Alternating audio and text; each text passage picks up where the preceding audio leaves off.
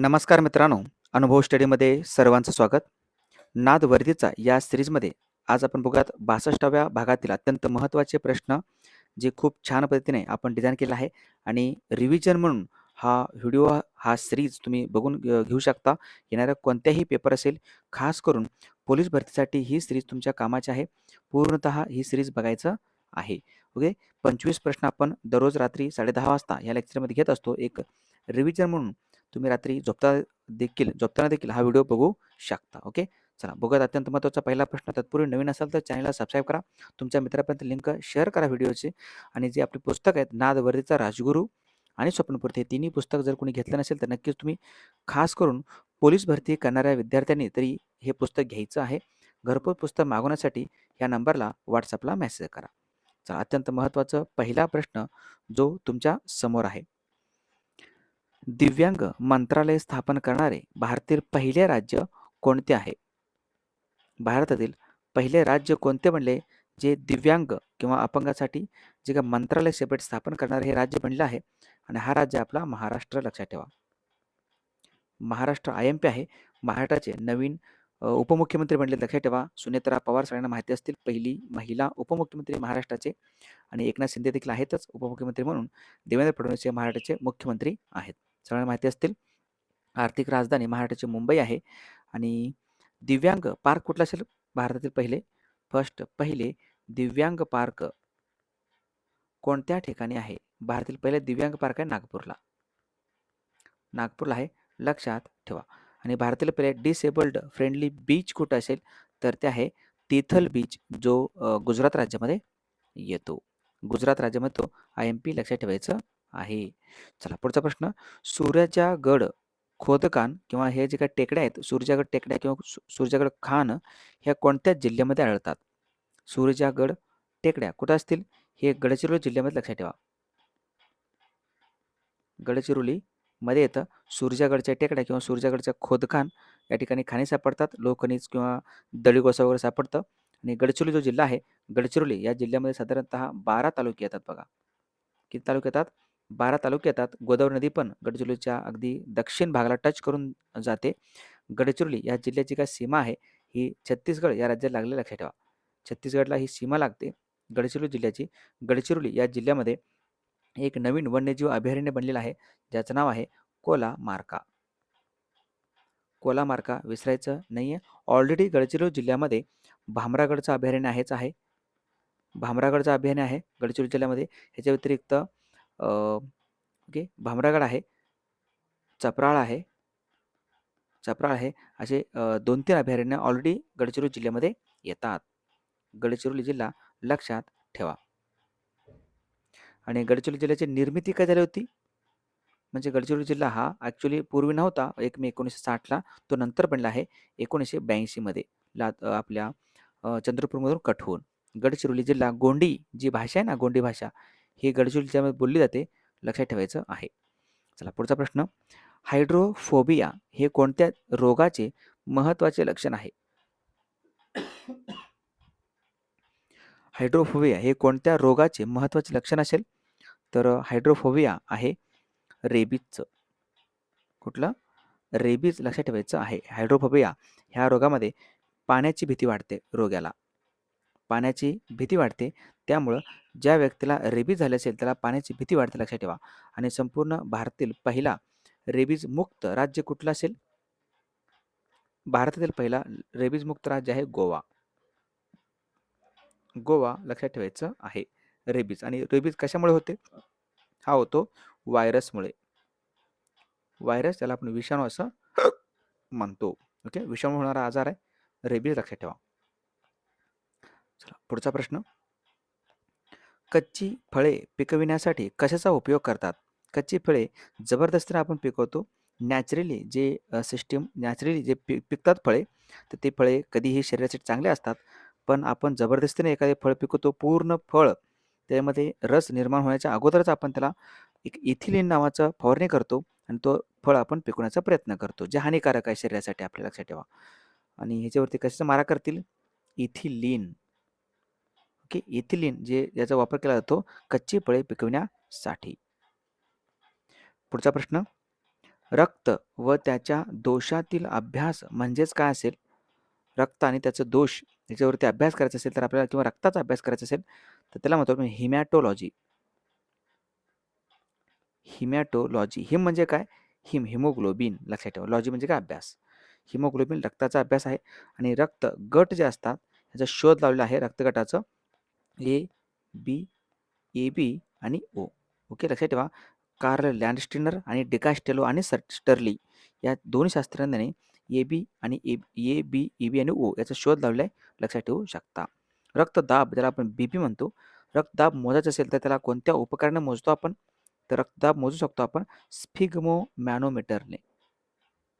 Sphygmo मॅनोमीटर ह्याच्याने आपण रक्तदाब मोजू शकतो, जे 180.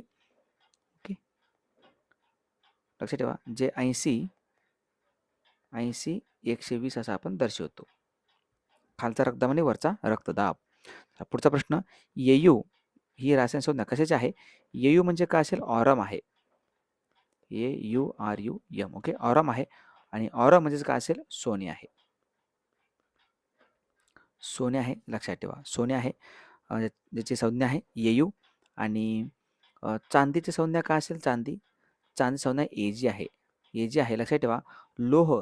ओके, लोह लोखंड त्याची संज्ञा आहे Fe, ज्याला आपण आयर्न असं म्हणतो. लेड शिसे असेल, लेड शिसे याचं संज्ञा आहे PB. लेडची संज्ञा आहे PB, लक्षात ठेवा. आणि टंगस्टनची संज्ञा आहे तर W. सगळ्या संज्ञा तुम्ही एकदा पाठ करून ठेवा, पेपरला येतील. कधी एव्हरग्रीन आहे तो क्वेश्चन, कधी येऊ शकतो. पुढचा प्रश्न. होमिओपॅथीचे जनक कोण होते? होमिओपॅथी तर जबरदस्त व्यक्तिमत्व, ज्यांचं नाव आहे सॅम्युएल सॅम्युएल हानेमन. खूप वेळेस मी तुम्हाला यांचा उल्लेख करून दाखवला आहे, सांगितलेला आहे चालू घडामोडीच्या लेक्चरमध्ये वगैरे, जीकेच्या लेक्चरमध्ये वगैरे. तर लक्षात ठेवा. होमिओपॅथी ज्याला आयुष AYUSH मध्ये काय? होमिओपॅथी आहे. ओके, आयुर्वेद, योगा, युनानी सिद्ध आणि होमिओपॅथी. शॅम्युएल हानेमान. चला, एक शॅम्युएल हानेमान यांचं नाव आलं म्हणून शॅम्युएल नावाची व्यक्ती येतं, त्यांचं नाव आहे सॅम्युएल. आठवलं म्हणून सांगतो. सॅम्युएल कोल्ट हे कोण होते? सॅम्युएल कोल्ट यांनी कशा शोध लावला होता? तर यांनी शोध लावला होता रिव्हॉल्व्हरचा. लक्षात ठेवा. रिव्हॉल्व्हर बंदूक. ओके, याचा शोध सॅम्युएल कोल्ट यांनी लावलेला आहे. पुढचा प्रश्न. भारतातील सर्वात जास्त पाऊस कोणत्या ठिकाणी पडतो? सर्वाधिक पाऊस पडतो कुठं? मौसिनराम या ठिकाणी. मौसिनराम या ठिकाणी पडतो. कुठे येतं हे? मौसिनराम येतं मेघालयमध्ये.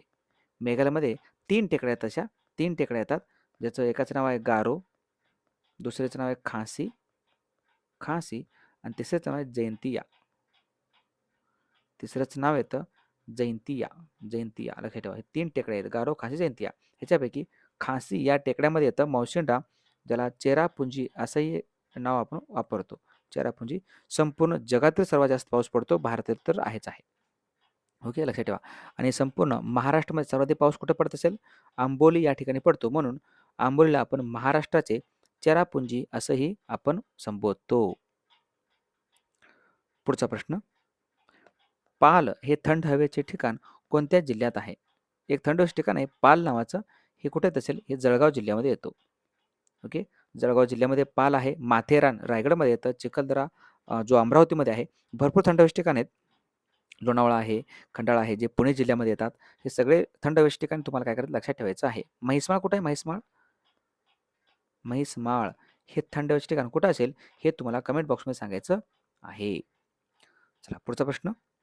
भारताची गान कोकिळा म्हणून कोणाला ओळखले जाते? भारताचे गान कोकिळा म्हणतो आपण, ज्यांचं नुकतंच निधन देखील झालं आहे, लता मंगेशकर.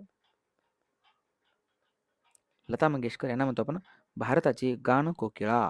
लता मंगेशकर यांना भारतरत्न जो पुरस्कार आहे, या भारतरत्न पुरस्काराने देखील त्यांना त्यांचा सन्मान करण्यात आलेला आहे.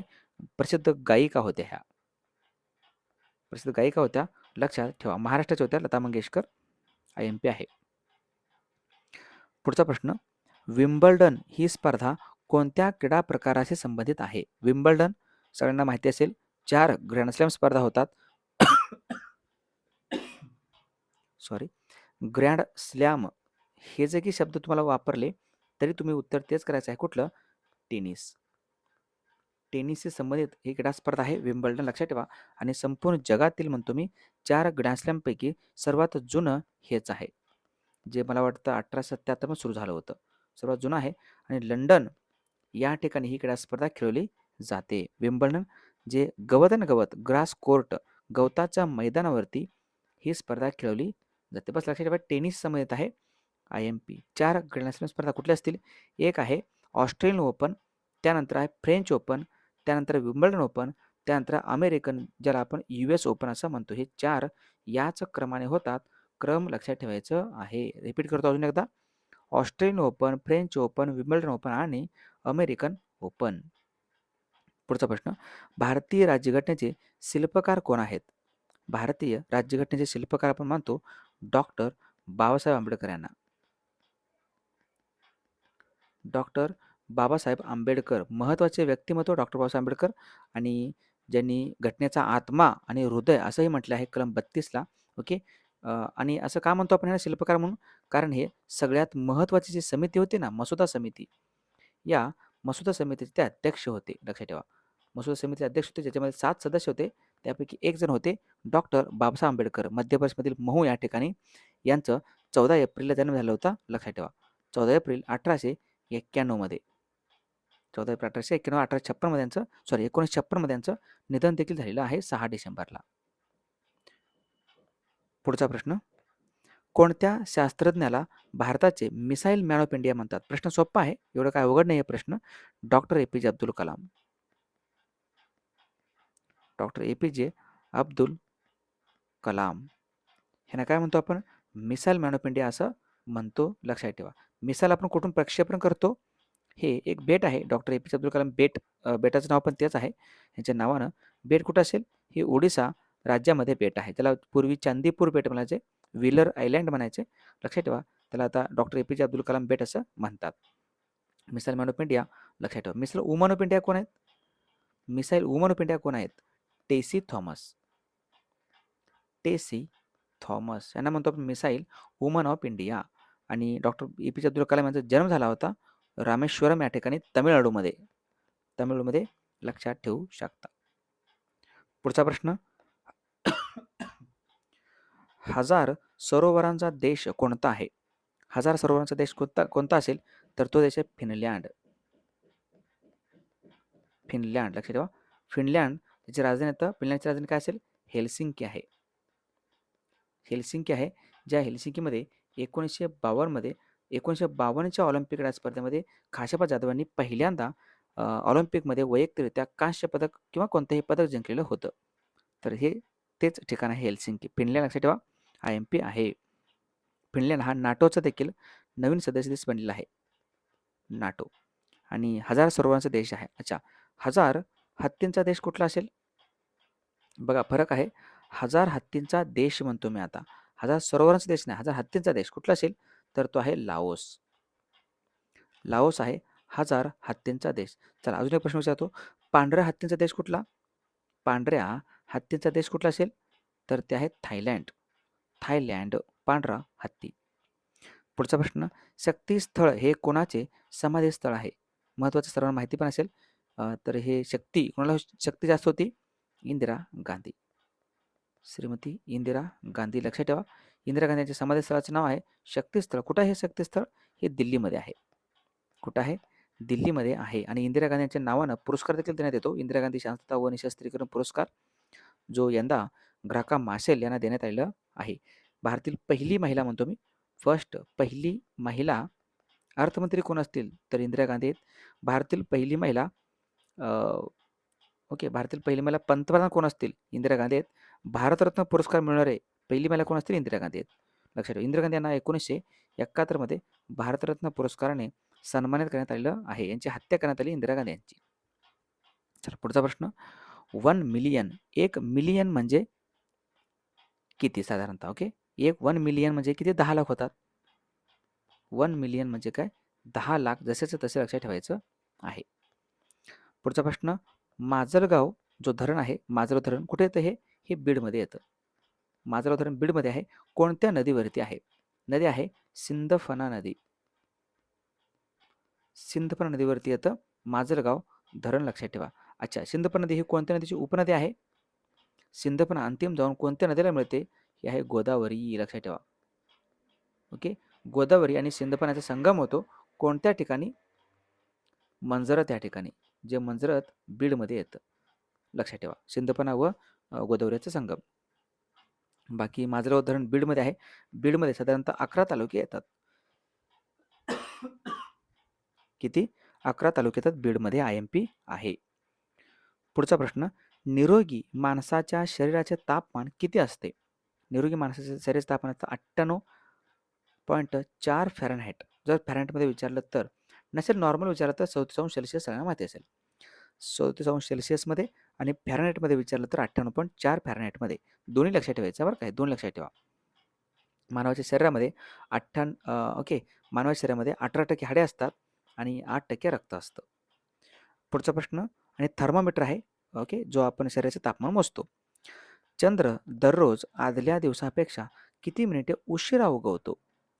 उशिरा उगवतो 50 मिनिट साधारणतः. ओके, 50 मिनिटे उशिरा होतो, लक्षात ठेवा. चंद्रग्रहण ज्यावेळेस होतं त्यावेळेस पौर्णिमा असते, नेहमी लक्षात ठेवा. ओके, पौर्णिमा ज्यावेळी असतं ना त्या दिवशी, म्हणजे प्रत्येक पौर्णिमेला चंद्रग्रहण होतो का? नाही, असं नाही. चंद्रग्रहण ज्यावेळेस होतो तो पौर्णिमेला होतो आणि जो अमावस्याला होतो तो आहे सूर्यग्रहण. सूर्यग्रहण. पुढचा प्रश्न, आणि चंद्र हा पृथ्वीचा एकमेव उपग्रह आहे. तमिळनाडूमध्ये जड वाहनांचा कारखाना कोठे आहे?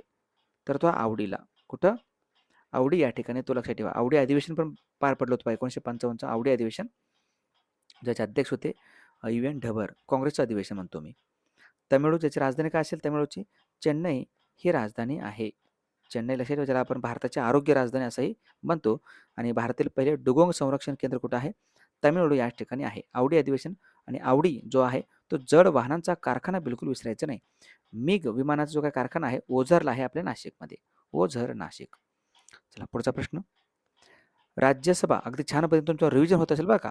रिव्हिजन इज अ की ऑफ सक्सेस. जितकं जास्त तुम्ही रिव्हिजन करताल तेवढं जास्त चान्सेस वाढतात तुमचे पास होण्याचे. त्यामुळं मी असं उगाच नाही सांगत, ठीक आहे. त्यामुळे रिव्हिजन करणं गरजेचं आहे वेळेवरती. मग GK असा पार्ट आहे जो शक्यतो काय होतं, विसरतो. वाचलं काही दिवसानंतर परत विसरतो आणि परत वाचायचा आपलं विसरतो. ठीक आहे. त्यामुळे तुम्हाला हे कंटिन्यूपणे वाचावं लागतं. जेवढं जास्त वेळ तुम्ही वाचाल तेवढं जास्त वेळ तुमचा फायदा होणार आहे पेपरला, लक्षात ठेवा हे. चला पुढचा प्रश्न, राज्यसभा दर किती वर्षांनी बरखास्त होते? तर बरखास्त होते का कधी? नाही आहे, कारण हे स्थायी सभागृह आहे. राज्यसभा कसं आहे? एक स्थायी सभागृह आहे. हे एक द्वितीय सभागृह देखील आहे, लक्षात ठेवा. द्वितीय सभागृह आहे, स्थायी सभागृह आहे आणि सगळ्यात महत्त्वाचं हे एक वरिष्ठ सभागृह देखील आहे. राज्यसभेची काय रचना आहे, कलम कशामध्ये येतं? तर ते येतं कलम 80 मध्ये. भारतीय राज्यघटनेतील कलम 80 सांगतं राज्यसभेची रचना. आणि राज्यसभेमध्ये जास्तीत जास्त 250 सदस्य असतात. किती? 250 सदस्य असतात. आणि राज्यसभेचा जो काही कलम आहे कलम 89 हे सांगतं की राज्यसभेचे अध्यक्ष किंवा सभापती हे उपराष्ट्रपती असतील, लक्षात ठेवा. राज्यसभेचे सभापती कोण असतात? उपराष्ट्रपती असतात. हे पदसिद्ध आहे, बरखास्त होत नाही. आणि लोकसभा कसं आहे? बरखास्त होतं, दर 5 वर्षांनी त्यांचं निवडणूक होतात लोकसभेच्या. पुढचा प्रश्न, महाराष्ट्राचे मँचेस्टर कोणत्या शहराला म्हणतात? महाराष्ट्राचे मँचेस्टर कोणत्या शहराला म्हणतात? तर हे शहर इचलकरंजी, लक्षात ठेवा. इचलकरंजी जे कुठे येतं? कोल्हापूरमध्ये आहे. इचलकरंजी, लक्षात ठेवा. महाराष्ट्राचे मँचेस्टर असं आपण त्याला म्हणतो. आणि हे एक मनपा देखील आहे, महानगरपालिका देखील आहे, लक्षात ठेवा. महाराष्ट्रामधील 28वी महानगरपालिका कुठली होती? तर हीच होती, इचलकरंजी, ज्याला आपण महाराष्ट्राचे मँचेस्टर म्हणतो. चला, भारताचे मँचेस्टर कशाला म्हणतात? भारताचे मँचेस्टर कशाला म्हणत असतील? तर ते अहमदाबादला म्हणतो आपण भारताचे मँचेस्टर. आणि महाराष्ट्राचे इचलकरंजी. उत्तर भारताचे मँचेस्टर आपण कानपूरला म्हणतो. आणि दक्षिण भारताचे मँचेस्टर आपण कोइंबतूरला म्हणतो. कोइंबतूर. नेक्स्ट, जे 9 ते 10चं जो आपलं लेक्चर चालतं दररोज, 9 ते 10चं GK चालू घडामोडीचं लेक्चर, ते माझा खोकला अजून किंवा माझा जो काही घसा बसलेला आहे तो खोकला अजून गेलेला नाही, त्यामुळे मी घेईना. जो नादवर्दीचा आहे त्याला जास्त वेळ लागत नाही मला, ठीक आहे ना. साधारणतः 25-20 मिनिटाच्या आसपासच्या ह्याच्यामध्ये वेळामध्ये माझं हे लेक्चर रेकॉर्ड करून होऊन जातं. त्यामुळे हे लेक्चर तुम्ही कंटिन्यू करा. ज्यावेळेस परत मी बरा होईन त्यावेळेस नक्कीच तुम्हाला मी तो जी केचं चालू घडामोडी लेक्चर घेईनच उद्यापासून. ओके, चलो. पुढचा प्रश्न, कथ्थक हा नृत्य प्रकार कोणत्या राज्याशी संबंधित आहे? कथ्थक, कथ्थक कुठे असेल? उत्तर प्रदेशमध्ये आहे कथ्थक. उत्तर प्रदेशमध्ये कथ्थक येतो, लक्षात ठेवा. अजून याच्या प्रकारे अजून एक आहे कथकली. कथकली हे कुठे येतं? कथकली येतो आपल्या केरळमध्ये. कथकली आणि मोहिनीअट्टम हे दोन्ही केरळमध्ये येतात. 8 शास्त्रीय नृत्य बरं का आपले. शास्त्रीय नृत्य किती आहेत आपले? 8 येतात. त्याला आपण क्लासिकल डान्स असं म्हणतो. पुढचा प्रश्न, आंतरराष्ट्रीय गुन्हेगारी न्यायालय याचं मुख्यालय कोणत्या ठिकाणी आहे? कोणत्या ठिकाणी येतं आंतरराष्ट्रीय गुन्हेगारी न्यायालय? हे नेदरलँडमध्ये येतं. देशाचं नाव आहे नेदरलँड. देश विचारलं तर नेदरलँड द्यायचं. नसेल सिटी, शहर विचारलं असेल तर द हेग. कुठं? द हेग या ठिकाणी येतं, लक्षात ठेवा. आंतरराष्ट्रीय गुन्हेगारी न्यायालय. पुढचा आणि अत्यंत महत्त्वाचा शेवटचा प्रश्न, बांगलादेश व भारत यांच्यामध्ये कोणत्या नदीच्या पाणी वाटपाबद्दल मतभेद आहे किंवा वाद निर्माण आहेत कंटिन्यूपणे? तर ती नदी आहे गंगा नदी. गंगा नदी उत्तरकाशी जिल्ह्यामध्ये उत्तराखंड राज्यामधून वाहते, लक्षात ठेवा, सगळ्यांना माहिती असेल. आणि जवळपास 2525 किलोमीटर पूर्वेकडे वाहत जाऊन बंगालच्या उपसागराला बांगलादेशमध्ये जाऊन मिळते. आणि एक बेट आहे भारत व बांगलादेश यांच्या दरम्यानचं वादग्रस्त बेट कुठलं असेल विचारलं तर बेटाचं नाव आहे न्यू मूर बेट, लक्षात ठेवा. हे क्वेश्चन देखील खूप महत्त्वाचं आहे. न्यू मूर बेटावरून कोणत्या 2 देशांच्या दरम्यान वाद आहे? तर ते भारत बांगलादेश. भारत बांगलादेशच्या दरम्यान मैत्री पाईपलाईन देखील आहे. राजधानी आहे ढाका.